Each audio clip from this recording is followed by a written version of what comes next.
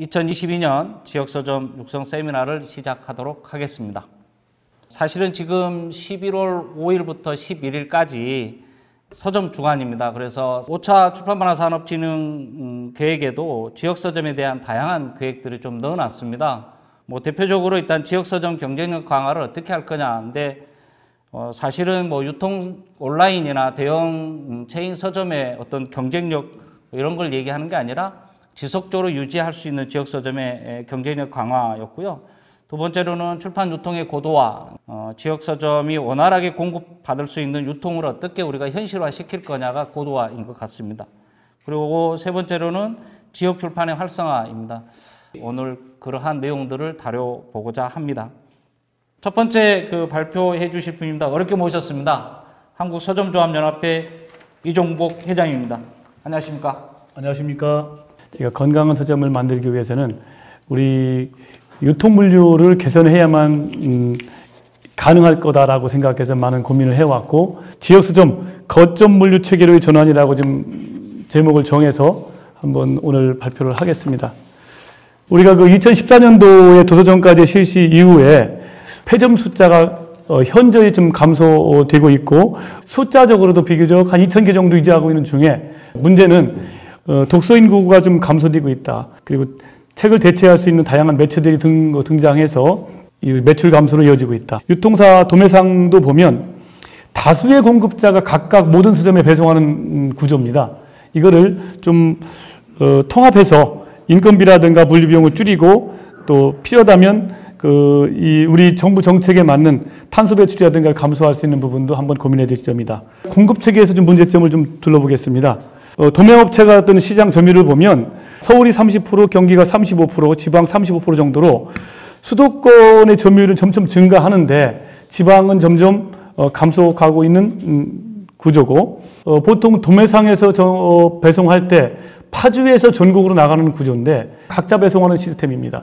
이거를 파주에서 지역 거점까지는 통합해서 왔으면 좋겠다. 그래서 물류비용을 줄일 수 있는 방법을 찾아보고, 그 다음에 또 한 가지는 지역 안에서도 학습지 총판들이 각자 배송하는 구조에서 우리가 그거를 집단을 모아서 통합해서 셔틀로 배송하는 방식을 가져가는 게 우리 지역서점의 경쟁력을 가져가는데 획기적으로, 또 그 서점까지 다시 넘어갈 때는 오토바이 배송이든 다른 형태를 통해서 이 배송까지 갈 수 있는 부분을 좀 찾아볼 필요가 있겠다. 이렇게 중복으로 각자 배송하는 방법에서 통합해서 가게 되면 이 비용을 획기적으로 좀 줄일 수 있겠고, 그 안에서 공급률을 충분히 낮출 수 있다. 이런 어떤 통합 배송, 거점 배송 이걸 통해서 독자가 원하는 모든 책을 팔 수 있는 구조로 좀 만들어내고 같은 가격에 팔 수 있는 구조로 좀 만들어 봤으면 좋겠다 해서 오늘 납품은 권역화, 지역 권역화가 필요하고, 배보는 지역 거점화 시켜서 통합 배송이 필요하다. 그리고 이제 이런 과정을 통해서 우리 서점들이 경쟁력을 가질 수 있는 한번 기회로 만들어 가야 될 텐데, 우리 지역 서점하고 서점들이 동참해서 이뤄낸다고 하면 서점의 부가가치도 높일 수 있는 충분한 기회가 있다. 지금 현재 학습지 참고서나 월간지, 이게 꼭 지역에 있어야 될 만한 어떤 지금 합리성이 있는지에 대해서 한번 묻고 싶습니다. 과연 EBS가 총판이 필요한 건지, EBS 지금 지역 총판이 하고 있는 일이 영업이라든지 학교 영업이라든지 이런 것들 때문에 꼭 필요하다고 얘기는 들었습니다. 근데 EBS 같은 경우도 꼭 필요한 건지, 이런 것들만 줄여도 지금 현재의 회장님께서 지금 발표하신 내용을 한 단계 업해가지고 더 올랐지 않았을까라는 생각이 좀 듭니다. 네, 이상입니다. 제가 보면 지금 현재의 어떤 총판 체제가 필요성에 의해서 어떤 형성된 어떤 구조입니다. 총판 체제는 정가제 이후에 매출 구성을 봤을 때 단행본과 참고서 비율이 요즘에는 45대 55 이렇게 단행본이 좀 높아졌다고 하지만, 서점 매장 안에서 느끼는 체감하는 어떤 매출을 놓고 보면 지금도 학습지 매출이 한 7, 80% 절대적입니다. 그 절대적인 매출을 차지하는데 일조를 하는 게 학습지들인데, 학습지들은 영업권이라는 게 있어서 나름대로 지역에서 교과서 영업을 합니다. 물론 EBS는 조금 성격이 좀 다르긴 하지만 EBS 교재를 판매하기 위해서 학교에 영업하고 견본 뿌리고 또 이런 과정들의 역할을 나름대로 하고 있습니다. 지금 EBS 교재 수능 특강만 놓고 수능 특강 영어를 하나 예를 들어 보겠습니다. 3월달에 일반적인 서점에서 보통 보유하고 있는 권수가 큰 서점은 200권, 300권을 보유하고 있고 또 총판에서 보통 500권, 1000권 이상 2000권까지도 가지고 있습니다. 이거를 현재 구조화에서 도매상에서 공급자가 일반 도매상에서 공급하기에는 어려운 구조도 있다. 그래서 이 문제는 물류 유통이 좀 정상화되기 시작하면 그때부터는 모든 게 좀 가능해질 것 같다고 생각되고 물류 쪽은 한쪽에서 일원화시켜서 갈 수 있는 방법이 나오지 않을까 생각이 됩니다.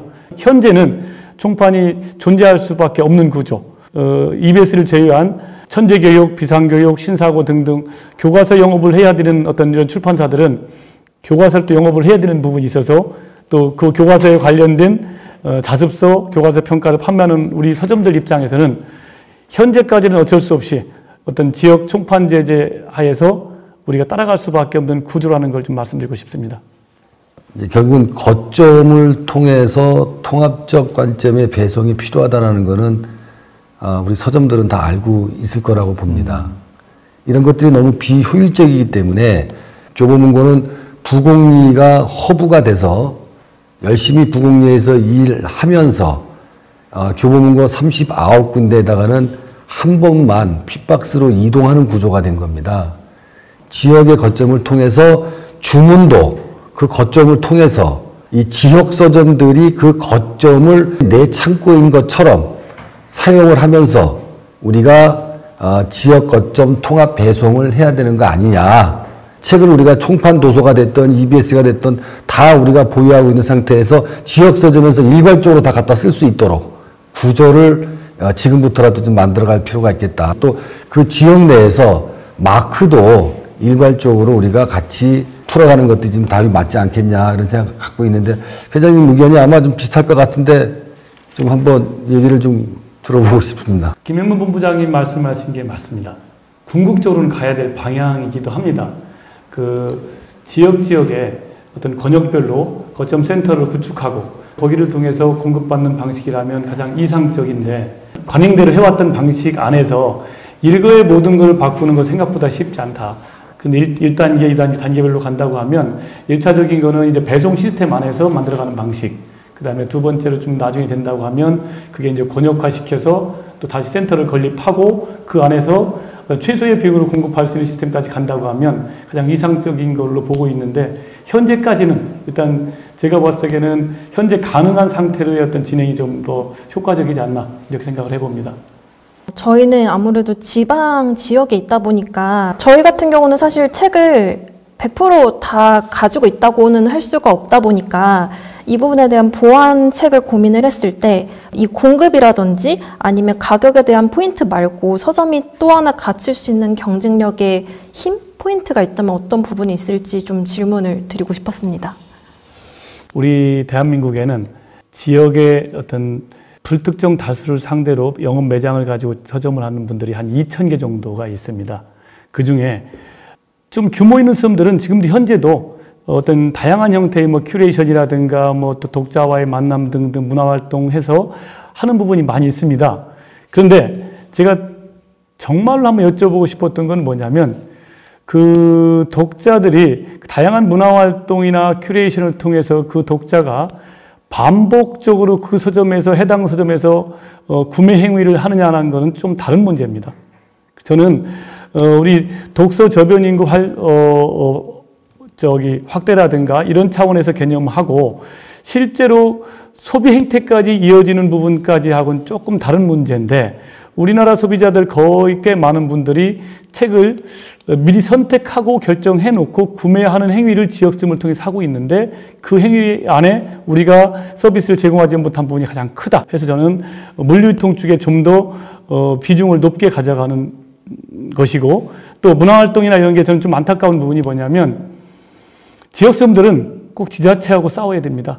구청, 군청 이런 데 간 문화센터에서 차량까지 동원해서 모든 행위를 다 합니다.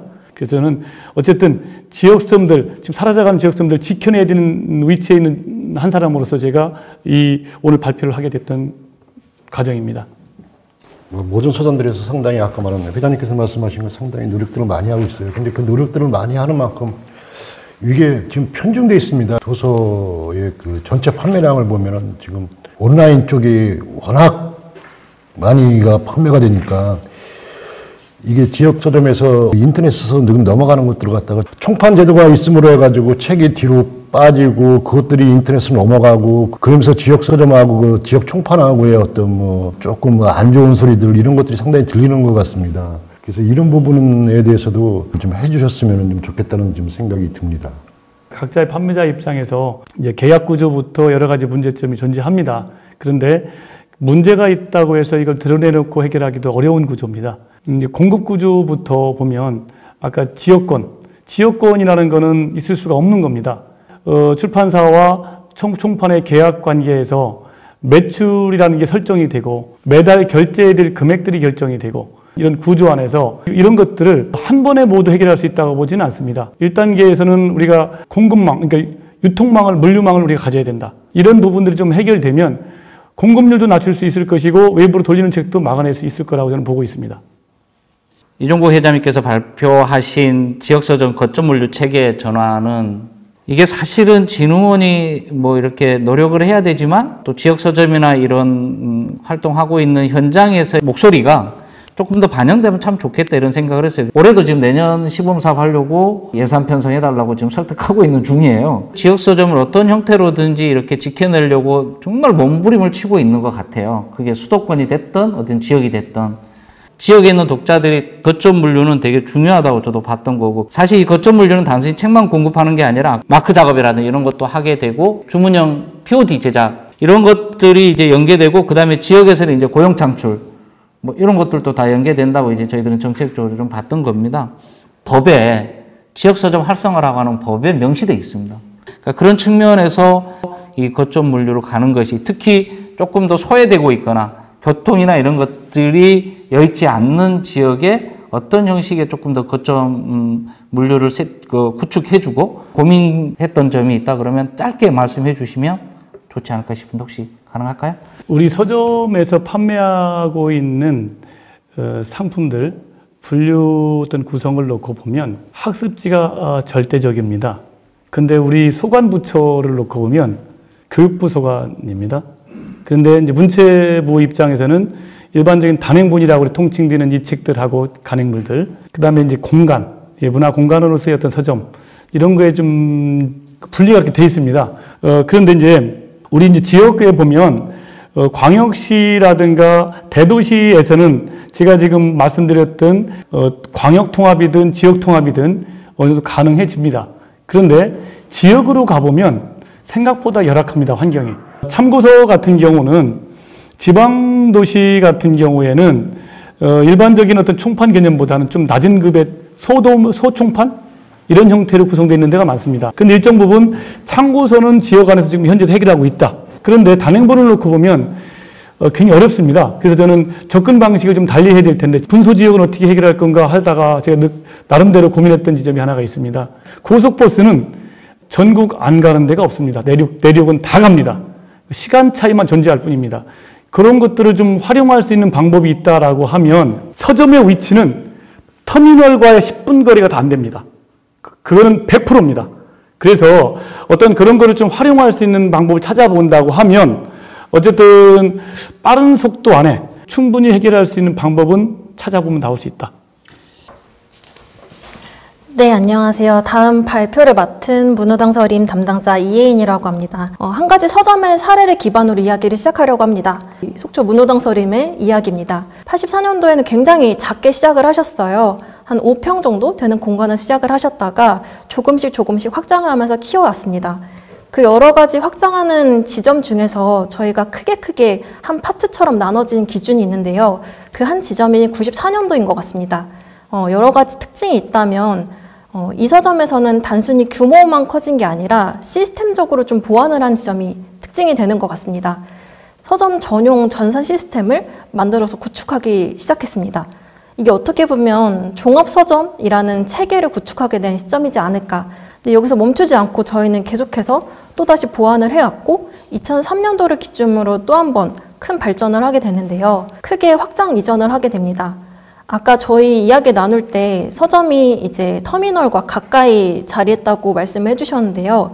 지금 기준으로는 저희 서점의 이 위치가 네, 터미널과 한 10분 정도 딱 그거 정도 거리가 되는데 이 당시만 해도 사실 시내라고 부를 수가 없는 위치였습니다.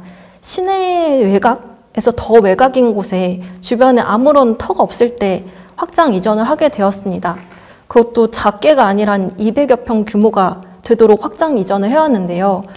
2003년도 기준으로 200여 평 규모의 서점을 한다라고 한다면 굉장히 이게 이슈가 되지 않을까요? 아마 지금 2022년도에 지역 어딘가에 이 정도 규모의 서점이 열린다라고 하면 저는 신문 한 켠에는 실릴 것 같습니다. 그리고 궁금할 것 같고요. 어떤 생각으로 저런 규모의 서점을 할까? 다른 업종도 아니고.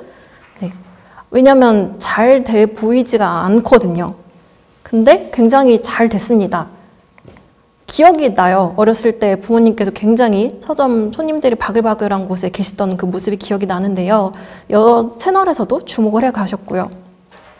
이때 저희 서점이 주목을 받았던 이유를 잘 되짚어보면 아마 지금 저희에게도 좀 적용이 될 수 있지 않을까 싶습니다.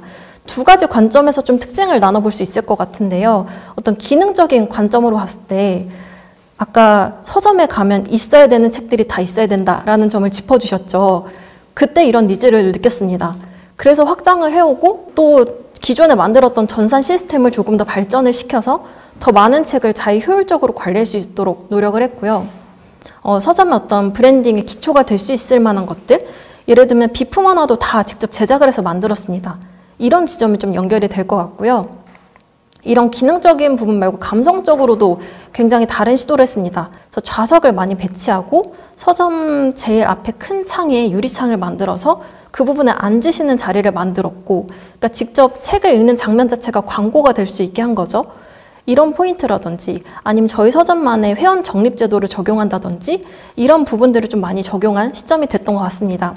제가 일단은 이 당시에 가장 먼저 고민을 드렸던 부분은 세상에 많은 서점이 있는데 왜 우리 서점이어야만 할까에 대한 이유가 우리가 있을까? 우리에 대한 정체성을 좀 만들어보자 라는 시점이 됐던 것 같습니다. 이름부터 다시 한번 되짚어 봤는데요. 저희 서점 이름 좀 길죠. 문호당 서림인데 그러니까 글과 사람이 모여서 어떤 공간의 가치를 이루는 곳이란 뜻이 될 텐데요. 지금 저희 서점 이름을 잘 들여다보면 형상이 굉장히 재밌게 나오는데요. 이건 어떻게 보면 디자인적인 좀 측면일 것 같습니다. 근데 잘 보면 이 형상들이 각각의 그 의미하는 글자를 대표하는 형상이 연결이 된다라고 생각을 했습니다. 미음 부분은 책의 형태와 비슷하죠. 이응은 사람의 머리 형태랑 좀 비슷하고요. 디귿, 당의 디귿을 뒤집어 보면 공간의 건축물 같은 형상이 나옵니다. 굉장히 직관적이면서도 어떻게 보면 감성적인 포인트를 잘 표현하는 워딩이라고 생각을 했고요.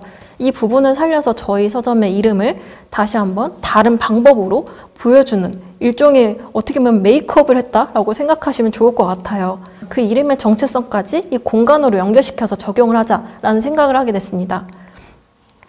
예를 들면 아까 저희 보여드린 그 미음, 이응, 디귿이라고 보여진 저 사인물의 형태를 그대로 외관에 적용을 했습니다. 저희 나름대로의 철학을 담은 공간이 되었습니다. 내가 여기서 머물 수 있는 공간이라는 인식이 될 수 있도록 주변에 산책로를 만든다든지 여러 가지 공간 조성까지도 계획을 해서 한 번 더 발전을 시켜왔습니다. 외관적으로도 그렇다면 내부적으로는 어떤 변화가 있을지 좀 궁금하실 것 같은데요. 저희가 제작을 해서 만들어둔 부분입니다. 굳이 이름을 이제 담자면 저희는 238 서가라고 했는데요. 큰 포인트는 이제 브랜딩인 거죠. 저희만의 정체성을 가지자라는 것, 저희가 이렇게 만들어 왔듯이요. 우리 서점은 그럼 어떻게 하면 적용할 수 있을까 고민을 한다면 더 멋있는 콘텐츠가 나오고, 그럼 저희도 그걸 보고 어떻게 하면 겹치지 않고 저희만의 것을 만들 수 있을까 고민하고 굉장히 건강한 생태계가 되지 않을까 하는 바람을 가지고 있습니다. 네, 오늘 일단 이렇게 발표를 마치고요. 함께 궁금하신 점 질문 주시면 이야기를 나누도록 하겠습니다.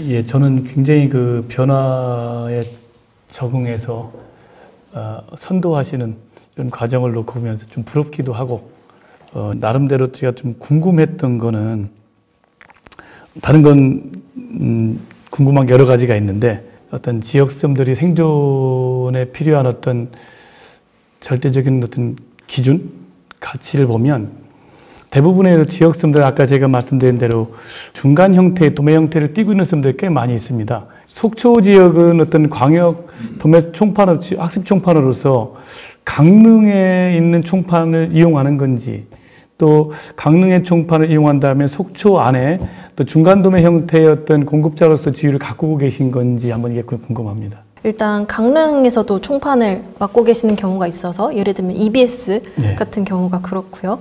그리고 춘천에도 있습니다. 예. 강원권을 묶어서 하기 때문에요. 근데 이 부분도 코로나 시점부터는 조금 많이 통폐합이 된 것 같습니다. 그래서 학습 참고서에 대한 매출이 저희도 적진 않은데 이 점을 너무 강조하려고 하진 않습니다. 저희가 고민을 시작했던 17년도 기점으로는 어떻게 보면 참고서 비율을 사실 줄였습니다. 매장 내에서는. 근데 매출적으로는 더 늘었어요. 아무리 매장이 크고 적구를 떠나서 실질적으로 내가 보유하고 있는 종 권수를 다 갖고 있을 수는 없잖아요. 그러면 고객이 와서 실제로 내가 갖고 있지 않는 도서를 온라인이 됐던, 아까도 우리가 사석에서 그런 얘기를 했습니다만은 온라인은 오프라인에 대한 인바운드를 영업할 수 있는 구조가 형성이 잘 안 돼 있습니다. 그런데 이제 우리 오프라인은 높낮이를 뛰어넘을 수 있도록 오프도 하고 온도 할 수 있는 그런 역량을 충분히 갖추고 있다라고 봅니다. 그래서 만약에 문헌당에 뭐 아까 200평이라고 말씀하셨는데 솔직히 그 많은 종고수를 갖고 있지는 않잖아요. 우리 교보도 마찬가지입니다만은. 그래서 저희들은 나름대로 뒷단에 프로세스가 정립이 되어 있거든요. 그게 아까 얘기했던 바로 거점입니다. 필요한 책을 바로 거점에서 공수할 수 있고 바로 거점에서 온라인으로 바로 고객한테 갖다 줄 수 있고 고객이 원하면은 문헌당으로 바로 갖다 줄 수 있는 그런 백단에 대한 프로세스가 구축이 되어 있는데 실질적으로 문헌당 같은 경우는 책이 없을 때는 어떻게 대응해 주나요? 저희가 정확하게 고민하고 사실 다듬어 나가야 될 부분인데요. 기본적인 지역서점과 마찬가지로 주문 시스템을 이용하게 됩니다. 물론 그 과정에서 교보를 함께 이용하기도 하는데요. 저희는 역으로 주문하는 입장도 입장이지만 손님 입장에서 다시 생각을 해보는 겁니다. 왜냐면 저희도 만약에 책이 필요한데 없다라고 한다면 클릭 한 번이면 이제 오는 세상이죠. 왜냐면 너무 잘 만들어 두셨기 때문에. 그러면 저희가 그런 구축을 지금 당장 할 수 없다면 보안책에 있어서 속도라는 점이 강조가 될 수가 없다라는 거를 그냥 인식을 했습니다. 그래서 손님께 확실하게 안내를 드립니다. 책마다 걸리는 시간과 소요 개념을 알려드리고 이 책이 없을 때 대신 대안책을 드리려고 좀 고민을 하고 있는데요. 예를 들면 비슷한 책을 제안해 드릴 수도 있을 거고요. 근데 정확히 이 책이 필요하다라고 하시면 이건 저희 서점을 이용하실 수밖에 없게 만드는 시스템이 있을 겁니다. 이제 그 포인트가 어떻게 보면 적립제도, 저희 서점만의 회원제를 만들어서 이 회원 적립을 꾸준히 이용하실 수 있게 하는 서비스도 있을 것 같고요. 이걸 빠르게 할 수 없다면 서비스적인 마인드인데요. 이 손님이 주문으로 연결이 될 수 있게끔 저희 직원분들이 어떻게 보면 딱 붙드는 거죠. 붙들고 말씀으로 안내를 계속 드리고 있습니다. 인구 8만 명 작습니다. 지금 현재 이렇게 많은 열정과 정열을 쏟는데 그러면 그렇게 쏟는 거에 대한 책 구매력, 그 다음에 지금의 구매력 궁금합니다. 갑자기 찬물을 껴줘서 좀 죄송합니다. 제가 장사꾼처럼 말해가지고. 해석을 하면 장사가 잘 되느냐? 예, 그렇습니다. 네. 네. 제가 이런 질문을 이제 저희 서점에 찾아오시는 분들께 종종 많이 듣는데요. 결론적으로 가장 궁금해하셨던 매출은 늘었습니다. 저희가 변화를 추구하면서 늘었는데 물론 투자 비용도 그만큼 전에 없던 것보다 늘었습니다. 그러니까 수익률을 정확히 따질 수는 없을 거예요. 이게 과연 이만큼 투자함으로써 얼마가 늘었는지. 그러면 저희가 전산 기록을 봤을 때 확실하게 짚어낼 수 있는 부분들은 책 시장 아시겠지만 굉장히 빠르게 변하잖아요. 손님들이 지금 어떤 책을 찾을까? 아까 필요하신 책 어떻게 하면 빨리빨리 드릴 수 있을까? 저희가 그거 못한다면 손님들이 지금 무슨 책을 필요하실까를 많이 짚어봤던 것 같아요. 만약에 저희한테 이 책이 없다면 이 책과 비슷한 책을 더 많이 구해줍니다. 그 손님이 질문이 들어왔을 때 바로바로 피드백을 반영하는 거죠. 근데 이제 수익률을 따지자면 그만큼 저희가 쓴 비용도 늘은 거죠.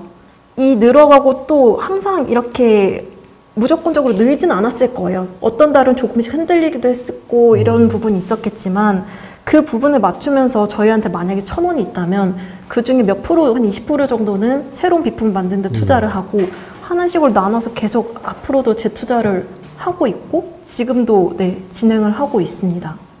장사는 그렇게 해야 되지 않을까 고민을 하고 있어요. 저희도. 예, 한수 배웠습니다. 문무당 서림의 경우에는 대표님과 디렉터님이 직접 컨셉을 잡고 아이디어를 만드시나요? 지역 서점이 브랜딩 하려면 컨설팅 받는 것이 도움이 될지, 기성세대가 스스로 지역의 매력을 찾아 아이디어를 낼 수 있을지 궁금합니다. 라고 했는데 짧게 언급해 주셔도 될 것 같아요. 네, 그러니까 이 부분의 질문의 포인트는 그건 것 같아요. 세련미나 기획에 대한 경험이나 능력이나 이런 거에 자신이 없는데 그런 분들도 할 수 있을까라는 부분일 것 같은데요. 저는 할 수 있다라고 생각을 하거든요. 사람들이 모이는 곳에는 딱 그만의 특징이 있던 것 같아요. 그런 특색들을 발견하는 게 브랜딩이라고 생각을 해서 하셔야 된다라고 생각을 하고, 네. 이게 거점 물류가 구축되면 소형 작은 출판사들의 도서도 지역 서점에서 주문 판매 이런 것들이 되게 가능할 것 같다. 그러니까 즉 앞에 질문에 거점 물류가 만들어지면 지역 서점이 누릴 수 있는 가장 큰 장점이 무엇일까로 이게 질문인데 거기에 뒤에 연결해서 질문된 게 그러면 이렇게 소형 출판사나 이런 것들 그게 뭐냐 결국 큐레이션의 문제였던 것 같아요. 지역에 있는 독자 또는 그 서점에 방문하는 독자의 큐레이션인데 제가 알기로는 교보도 독자 다르고 영풍도 다르고 예스 다르고 알라딘 다르다는 걸 알고 있거든요. 그러니까 그만큼 그 서점에 가지고 있는 정체성이 있는 것 같아요. 그러니까 그 측면에서 이 질문에 대한 답이 어떻게 나올까요? 그래서 통합 거점, 광역 통합이라고 있고 이제 지역 통합이라고 했는데 네네. 통합 배송에 필요한 이유가 그겁니다. 개별 사업자들이 자체 경쟁력을 가지고 협상을 한다는 거에 거의 불가능합니다. 교보문고가 도매 사업에 들어오면서부터 작은 서점들이 그 공급률 부분에 대해서 굉장히 많은 부분이 해소가 됐습니다. 구색에 대한 문제도 해소가 됐습니다. 그런데 이 부분은 우리 공급자들이 고민해야 될 점이라고 생각합니다. 교보문고가 공익적 목적, 사회적 기업 역할, 그 다음에 책 생태계의 건전성, 활성화 이런 측면에서 조금 더 이런 지역 서점들의 활성화할 수 있는 뭐 이런 역할이랄까 뭐 이런 게 가능할까요? 혹시 어떤 생각을 가지고 계시는지. 그런 질문할 때 제가 꼭 답변하는 게 우리 교보문고 직원들도 하루에 3끼 먹거든요. 저희들이 교보문고의 설립 취지 자체가 우리가 국민 독서 저변 확대를 위해서 무언가를 해야 된다라는 우리 창립자님의 어떤 그런 말씀도 있었고, 자 그렇다 그러면 우리가 단순하게 그냥 책을 파는 것이 아니라 한 단계 더 넘어서 나만 팔 것이 아니라 대한민국에 있는 모든 지역 서점들이 함께 같이 갈 수 있는 필요한 시스템이 됐던 필요한 또 어떤 유통이 됐던 이런 것들을 함께 같이 공유를 해서 좀 더 우리 세상이 나은 세상으로 만들 수 있는 게 주체가 교보문고가 조금이라도 도움이 된다면 가겠습니다. 이 말씀을 한번 드렸고요. 지금까지 2022년 지역서점 육성 세미나, 지역서점의 유통 그리고 운영을 말하다 관심 가져주신 여러분 감사합니다.